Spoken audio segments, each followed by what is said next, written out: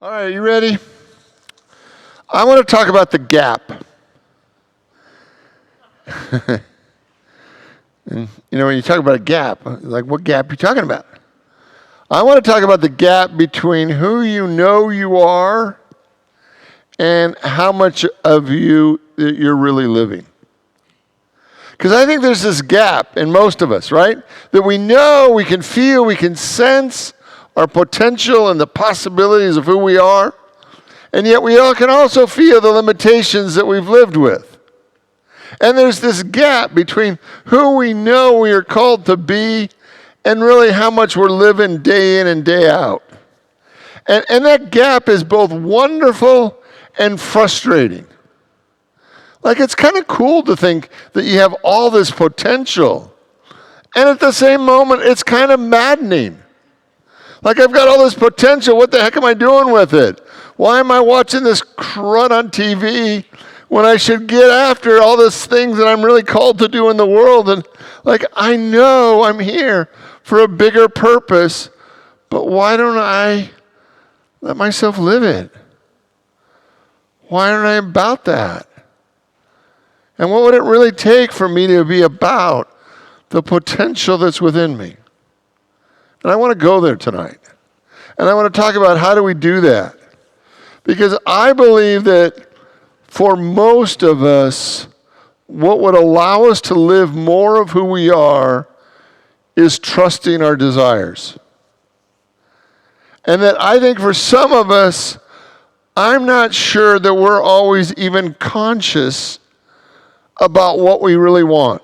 The deeper desires, not the superficial desires on the surface, but I'm talking about the deeper desires, the desires that God has for you, the desires that are transformative and fabulous and wonderful. And sometimes we kind of allow ourselves just to entertain those greater desires, and sometimes we just don't want to know. So the question that I really have for you tonight is, in this process of you giving birth and expressing you, do you know what you really want?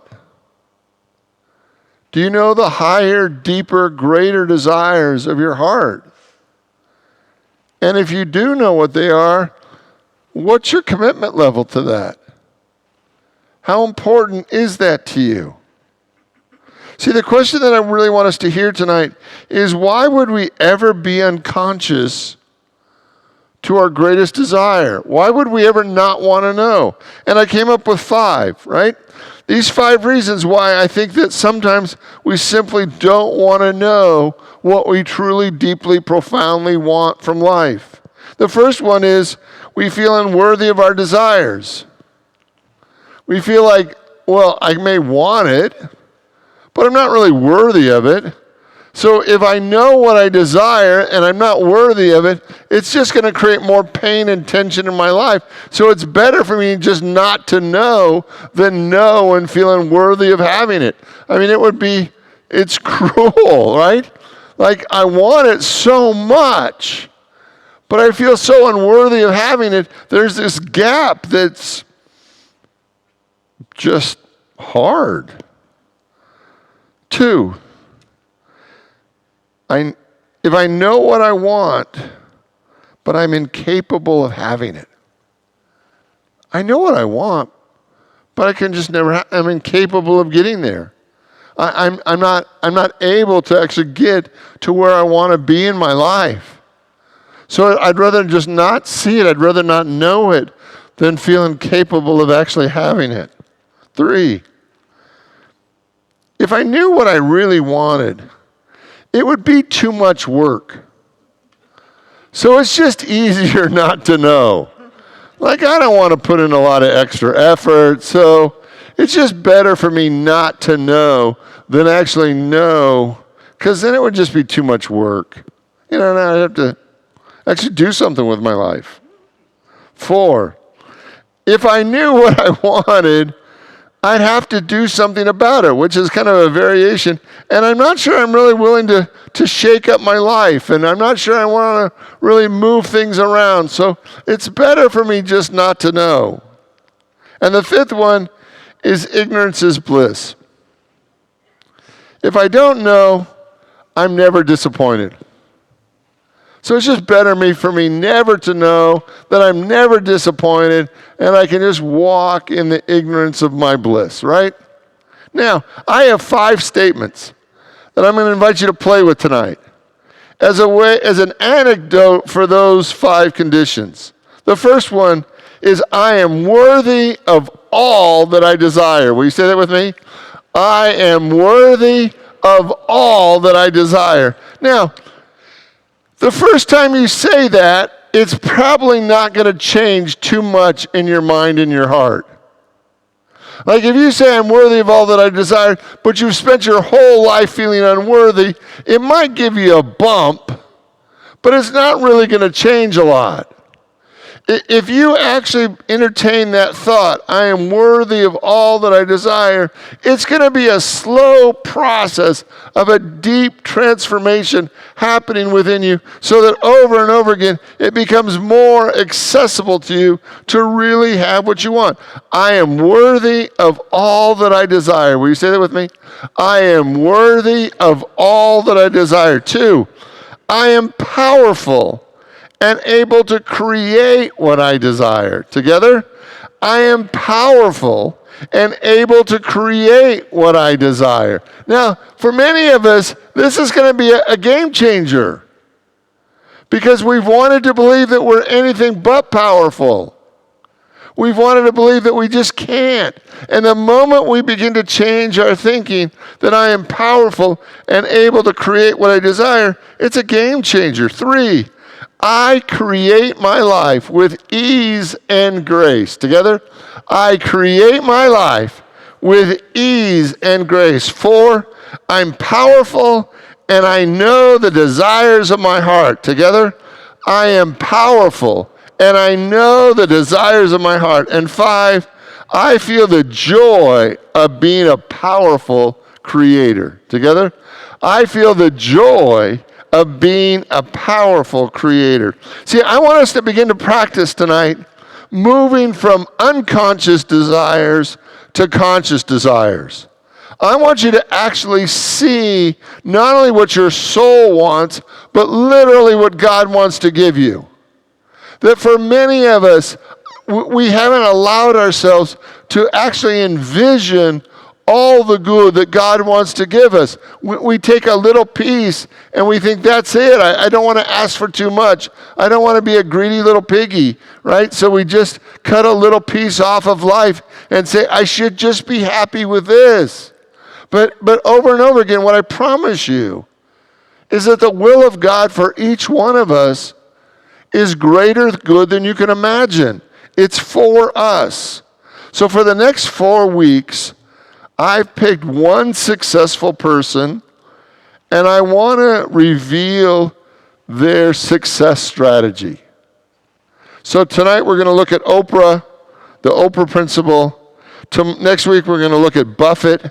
I thought about Jimmy, and I went for Warren. I thought about doing Pirates looking at 40, but I decided I was going to go in a different direction. Third week we're going to look at Steve Jobs. And the 4th week, we're going to look at Walt Disney and what he said about success. So are we ready? Let's hit the button. Let's go to Oprah.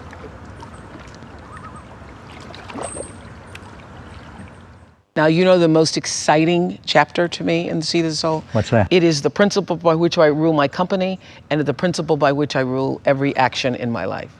And that is intention! Yes. Intention. Yes. That's at the heart of it. That's at the heart of creating authentic power. Yes. Intention. To the point where now people make jokes about it. I mean, everybody, I've said it so often.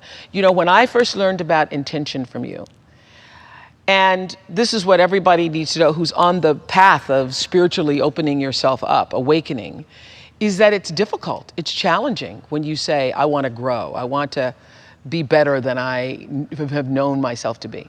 So I used to have the disease to please, and intention cured me. So shortly after I had read the chapter on intention, I got a call from a very famous celebrity who was asking me to do something for them and to be a part of a benefit. And I really didn't want to do it. But I thought, well, if I don't do it, this person is going to think I'm not a nice person. This person is going to think I'm a selfish person. This person is going to think, well, why wouldn't you do it for me?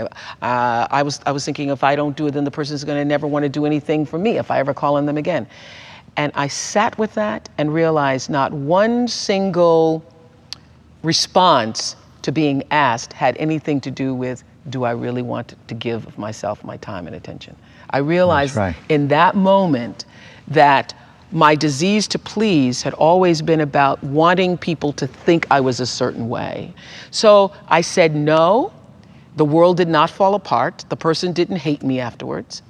Because of that, I got the courage to say no again and again and again. And so now I only do what I intend to do. Isn't that great? So that's Gary Zukav, the author of The Seat of the Soul, the chapter 7 on intention. And I want you to see tonight that intention links our desire with a spiritual commitment. And this is why it's so powerful, because with intention, we can actually overcome all the resistance we have within us to live a greater life. That the moment you set an intention, it is actually our commitment to live and express the fullness of who we are. And that power is about linking our spiritual commitments. Now, not all commitments are spiritual. Does that make sense to everybody? Like, can you think of a time in your life where you wanted to have control over everything? Now, is that a spiritual commitment? If you make a personal commitment to have control over everything, is that a spiritual commitment? No, it's an ego commitment, right? Do you have a friend or a family member that you know that if you were in charge of their life would be better? Now, is that a spiritual commitment or an ego commitment? It's an ego commitment. And the way that you know the difference is ego commitments lead to stress. They just do. When we've made an ego commitment in a situation to another person in our life, it leads to a high level of stress. When we make a spiritual commitment, it leads to a profound sense of joy, because it's our soul on the path of expressing its fullness and knowing its greatness. So Gary Zukav says, every experience and every change in your life reflects an intention. And what I want you to see today is the intention that I want to place before you is the intention of being your best self and expressing all the gifts and talents and abilities of God that is within you, and really experimenting and playing and delving deep into this idea. How much can I really do? How much can I give? How much can I be? How much can I express in my life to be the man or woman that God has created me to be? Because this gap is so frustrating. To know that you are more than you've ever lived. And then we try to find ways to settle for being less than the truth of who we are. And the power that allows us to be more, to overcome the limitations of our past, is this power that we call intention.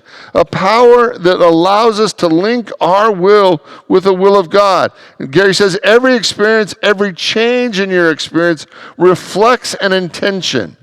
An intention is not only a desire, but it uses the power of your will. Intentions are this link between your desire and a commitment.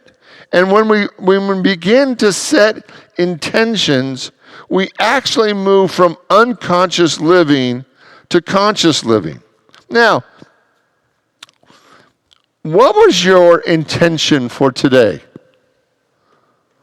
Well, I don't know, Richard. I got out of bed, I had my coffee, and I went through the motions. I did all the things I was supposed to do.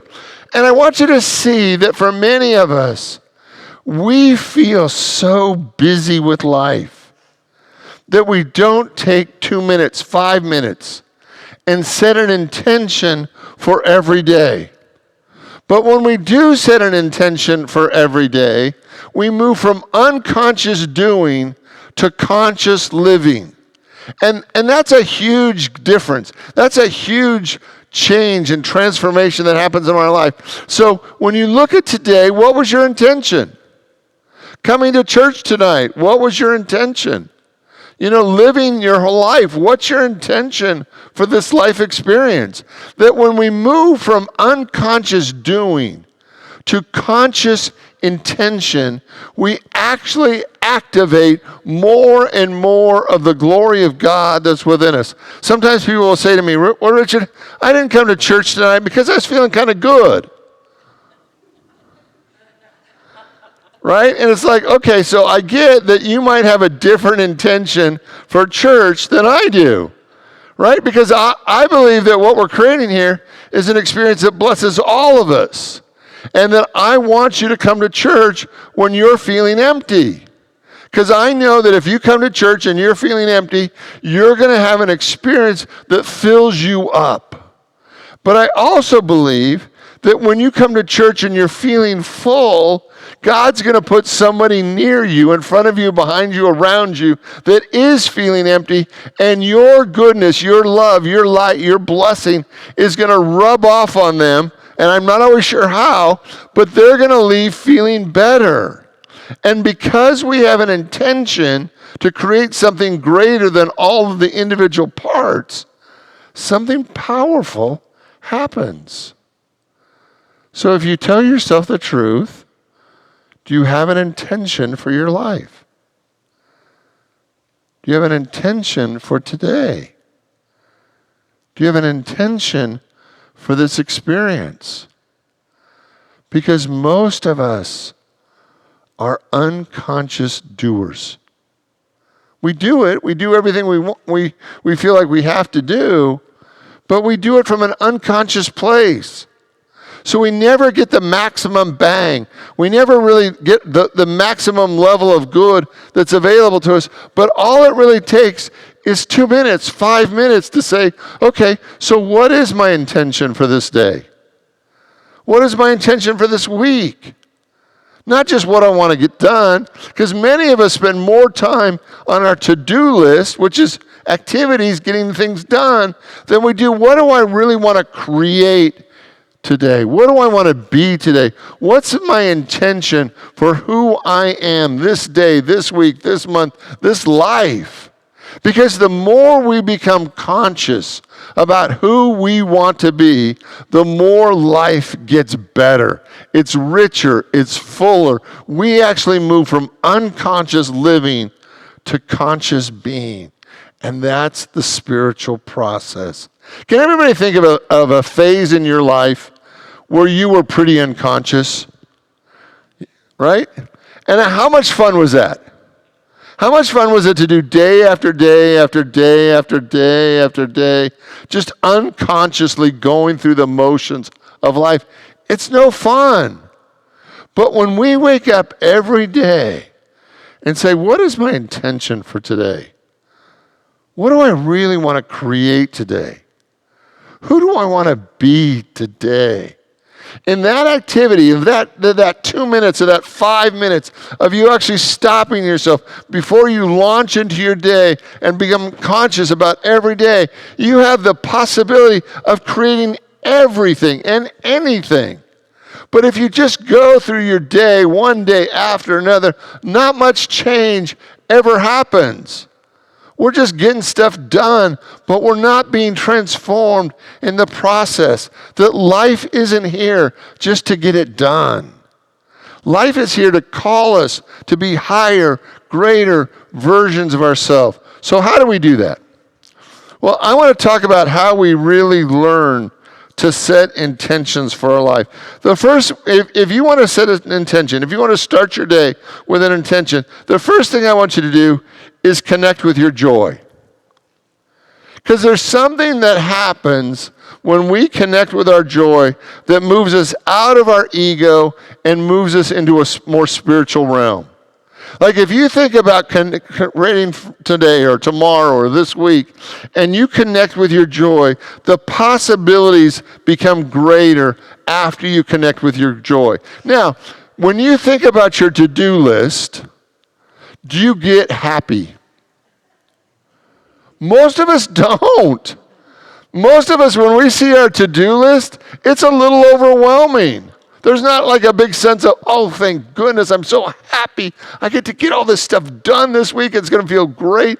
That's not the experience that most of us have. But when we start with our joy, it actually connects us to our spirit. Second thing I want you to do is I want you to connect with divine cause. That activity of God that wants to express through you. And the question that I'm going to invite you into with the second aspect of this is, what would I love to create?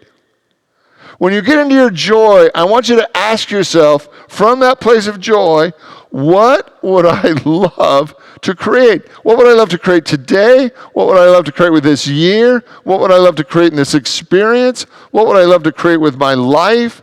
What would I love to create? 3, that once you know what you'd love to create, there has to be a movement of agreement between you and divine cause. There's a part of you that has to say, yes, I'm willing to do this. Yes, I am committed to this. Yes, I am going to move in that direction. Because you could have all these ideas, but until you say yes to that spiritual commitment, those are just possibilities. But the moment you say yes to a spiritual commitment, that possibility becomes empowered and becomes your next reality. Right? And I want you to see yourself saying yes to those possibilities in your life. And then 4 is to set an intent. And the way that I think is the easiest way to set an intent is to say, I will do this, but I will do it with grace and ease. See, if you do it from your ego, there's a very low commitment to grace and ease. Can you think of 100 things that you've done through your ego for the course of your life that there was no grace, there was no ease? It wasn't the activity of God moving through you. It was your ego making it happen, and your ego made sure it happened. But when you make an intention, a true spiritual intention, there also has to be the acknowledgement that you're going to do it with grace and ease, that you're going to allow the power of God to move through you to make it happen. Now, let me give you some examples. John F. Kennedy, September 12, 1962, at Rice University, gave a speech that has been entitled, "We Choose to Go to the Moon." In this speech, he set an intention for the nation that we will send a man to the moon before 1970 and bring him back safely. 8 years. He set an intention that would galvanize the nation into a possibility. Now, the computers that they were using in 1962 had cards. They had stacks of cards. He was making a commitment to send a man to the moon, knowing that the way that we were going to get there is through stacks of cards. Have you ever seen those old computers? They had big stacks of cards and they'd run them through. And your watch or your phone has more computing power than the computers that they were using to figure out how to send a man to the moon. They had cards. They had cards. And he set an intention that was impossible. But he set an intention and the nation believed him. And it happened. It happened. Matthew 17:20. If you have faith as a mustard seed, you will say to this mountain, move from here to there, and it will move, and nothing will be impossible to you. Job 22:28. You shall decree a thing, and it will be established unto thee, that your light may shine upon the ways. Martin Luther King, on August 28, 1963, stood in front of the Lincoln Memorial, And he gave his famous I Have a Dream speech.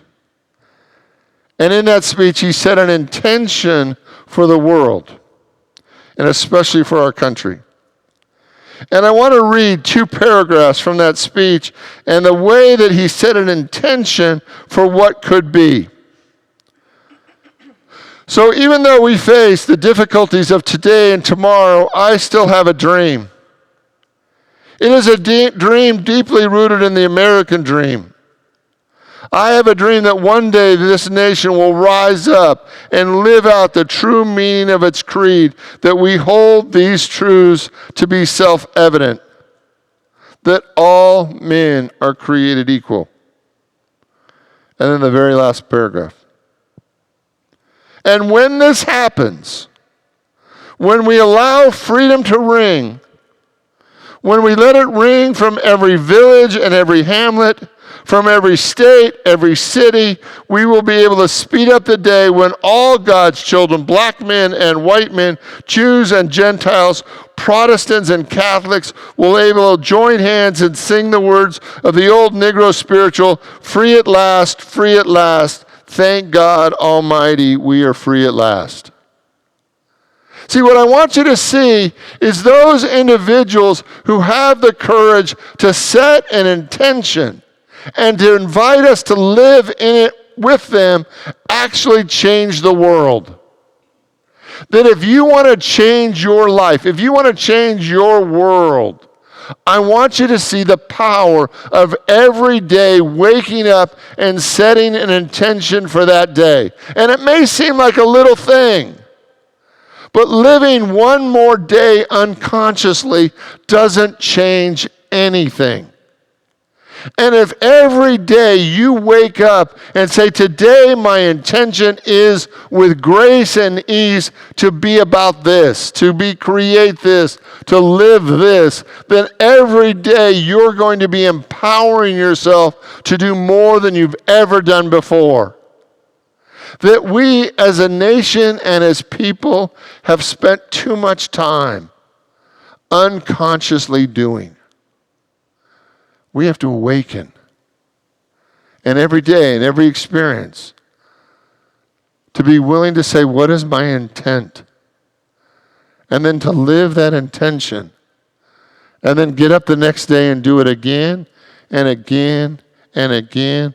And every day that gap between who you are and who you could be gets a little bit smaller.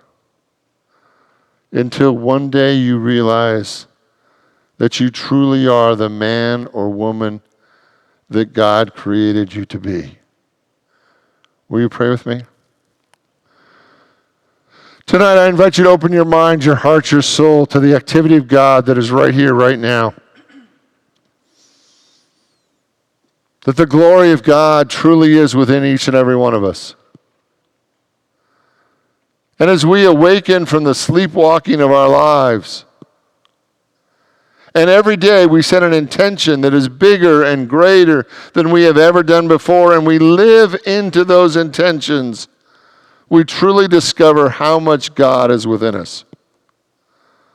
For the glory of God is upon us, and we are wildly blessed. And so it is. Amen.